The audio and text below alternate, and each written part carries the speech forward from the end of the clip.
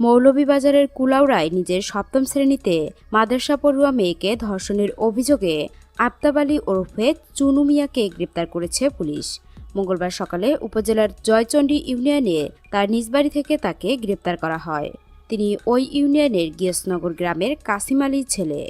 মঙ্গলবার দুপুরে থানায় এক প্রেস ব্রিফিংয়ের মাধ্যমে বিষয়টি নিশ্চিত করেন কুলাউড়া থানার ভারপ্রাপ্ত কর্মকর্তা ওসি আব্দুস সালেক। তিনি জানান, ধর্ষণের শিকার ওই মেয়ে একটি মাদ্রাসায় সপ্তম শ্রেণীতে লেখাপড়া করে। ১.৫ মাস আগে তার মা কাজের উদ্দেশ্যে প্রবাসে যান। তিনি প্রবাসে যাওয়ার পর থেকে চিনু মিয়া তার ২ মেয়ে ও ১ ছেলেকে নিয়ে নিজ বাড়িতে থাকতেন।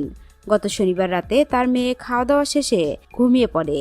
রাত ২টার দিকে মেয়েটিকে ঘুমে থাকা অবস্থায় তার বাবা চিনু মিয়া তাকে মুখ চেপে ধরে জোরপূর্বক ধর্ষণ করে। ওসি জানান, ধর্ষণের শিকার মেয়েটি সোমবার লস্করপুরে তার নানা বাড়িতে গিয়ে বিষয়টি জানালে মঙ্গলবার সকালে নির্যাতিতার নানি থানায় একটি অভিযোগ দায়ের করেন। অভিযোগের পরেই ধর্ষক চিনু মিয়ার বাড়িতে পুলিশ অভিযান চালিয়ে তাকে গ্রেপ্তার করে। ওসি আরও জানান, এ বিষয়ে থানায় একটি ধর্ষণ মামলা দায়ের করা হয়েছে এবং ধর্ষণের শিকার মেয়েটিকে ডাক্তারি পরীক্ষার জন্য জেলা সদর হাসপাতালে পাঠানো হয়েছে। দর্শক, এই নরপশু বাবার কি শাস্তি হওয়া উচিত জানতে চাই আপনাদের মূল্যবান মতামত। এখনকার মতো এখানেই শেষ। পরবর্তী আপডেট নিউজ পেতে আমাদের এই চ্যানেলটিকে সাবস্ক্রাইব করে রাখুন। ধন্যবাদ।